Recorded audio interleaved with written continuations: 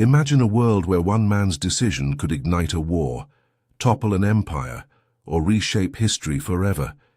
Picture a king, crowned in gold, yet haunted by betrayal, rebellion, and the weight of a throne.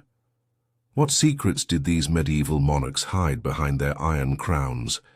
Today we're diving into the untold stories of medieval kings, tales of courage, cunning, and catastrophe that you won't find in history books. From a king who defied an empire to a ruler who gambled his kingdom on a single battle, these stories will leave you speechless. Stick with me, because by the end you'll see why these monarchs still captivate us centuries later. Let's uncover their hidden legacies together.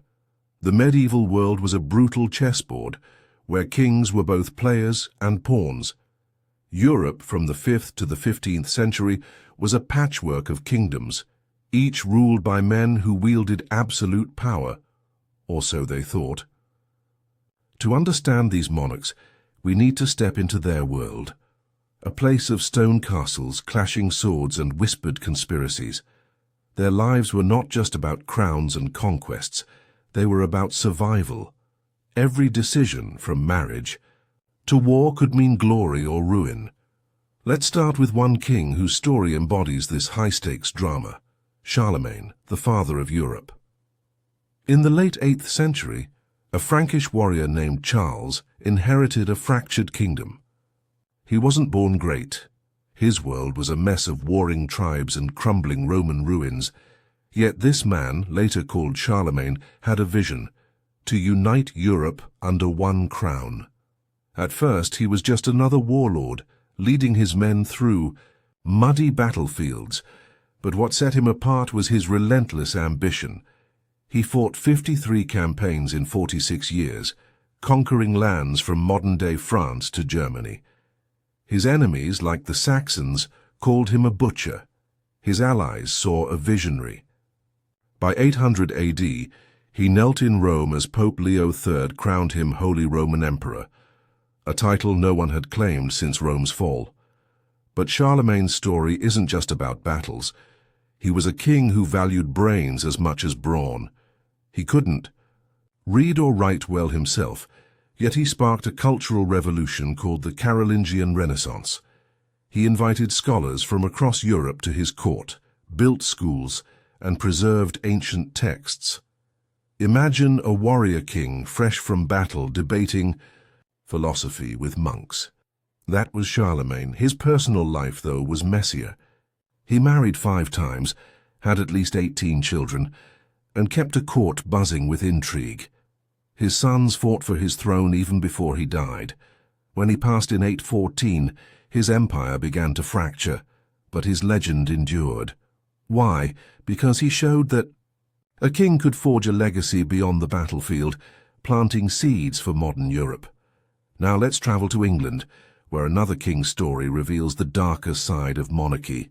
In 1066, William the Conqueror changed history with a single audacious gamble. Born a bastard in Normandy, William was never meant to rule.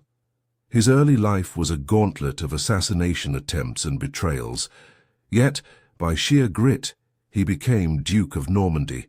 When England's throne fell vacant, he claimed it, citing a shaky promise from King Edward the Confessor. The catch? England already had a king, Harold Godwinson. What followed was the Battle of Hastings, a brutal clash that decided a nation's fate. Picture this: October 14th, 1066. William's army, exhausted from crossing the English Channel, faces Harold's shield wall on a muddy hill. Arrows fly, swords clash, and by nightfall Harold lies dead, an arrow through his eye, or so the legend goes. William's victory was no fluke. He was a master strategist, using feigned retreats to break Harold's lines. But conquering England was only the start. He spent years crushing rebellions, burning villages, and building castles to cement his rule. The Domesday Book, his massive survey of England's wealth, was a stroke of administrative genius, ensuring no one could challenge his grip. Yet William's personal life was scarred by mistrust. His wife, Matilda, was his rock, but his sons rebelled against him. When he died in 1087, his body burst during his funeral, a grim metaphor for a life of relentless struggle.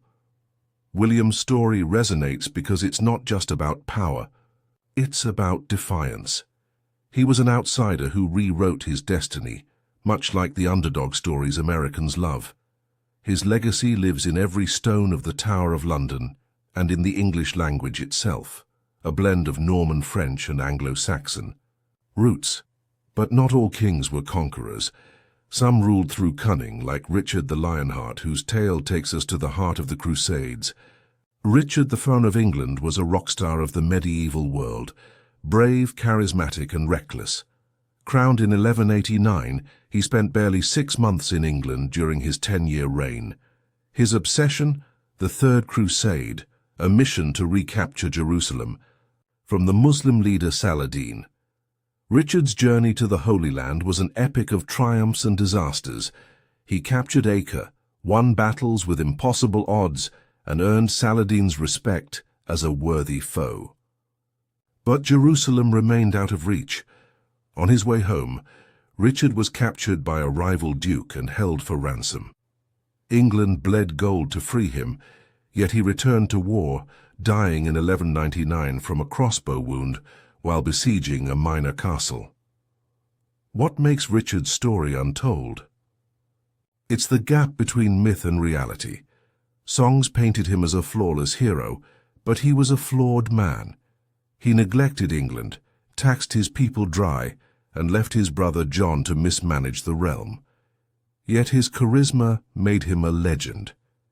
He was the king who inspired Robin Hood tales, the warrior who embodied chivalry. For Americans, Richard's story feels like a Hollywood blockbuster, a lone hero against the world, flawed but unforgettable. Let's shift to a king whose story is less about glory and more about survival. King John, Richard's brother. Crowned in 1199, John inherited a kingdom on the brink. He's the villain of Robin Hood legends, but the truth is more complex.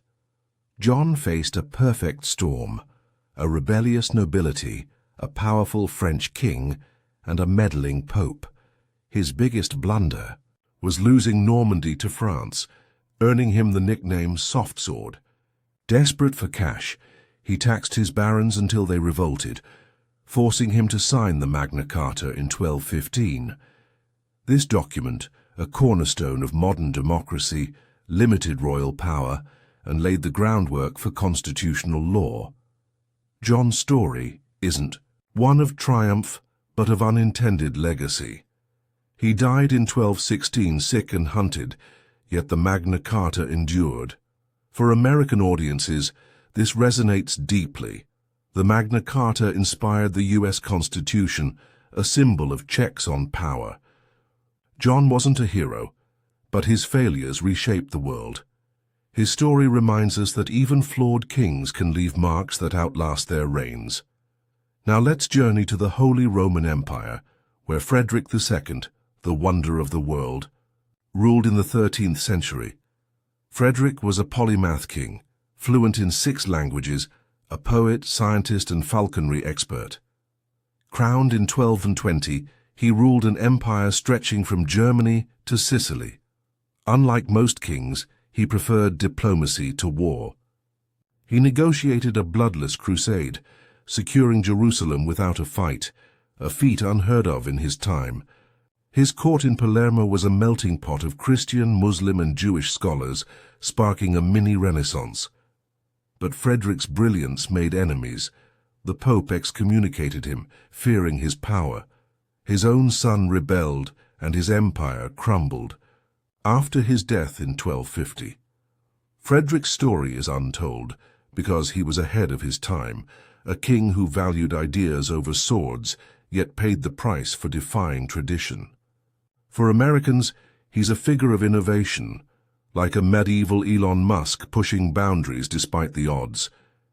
These kings, Charlemagne, William, Richard, John, Frederick, shared one thing. They were human. They loved, fought, failed, and dreamed, just like us. Their stories aren't just dusty history, they're mirrors of our own struggles. Charlemagne's ambition reminds us to dream big, even when the world feels broken. William's defiance shows that outsiders can change the game. Richard's flaws teach us that heroes are human. John's failures prove that even mistakes can spark progress. And Frederick's curiosity urges us to question, learn, and create. What can we take from these monarchs? First, leadership is messy. Whether you're running a kingdom or a startup, every choice carries weight. Second, legacy matters. These kings didn't know their names would echo centuries later, yet their actions shaped our world. Finally, history is personal. Behind every crown was a person navigating love, fear, and hope. Next time you see a castle or read about a king, think about the untold stories, the moments of doubt, the quiet victories, the dreams that kept them awake. Before we wrap up, let me ask you, which king's story hit home for you? Drop a comment below. Tell me if it's Charlemagne's vision, William's grit, or maybe John's unexpected legacy. And if you love diving into these hidden tales, hit that like button and subscribe for more medieval secrets. Trust me, you don't want to miss what's coming next. Speaking of which, our next video will blow your mind. Epic battles that shaped Europe. Medieval conflicts. We're talking clashes that redrew maps and changed history forever. You won't believe what went down. See you there.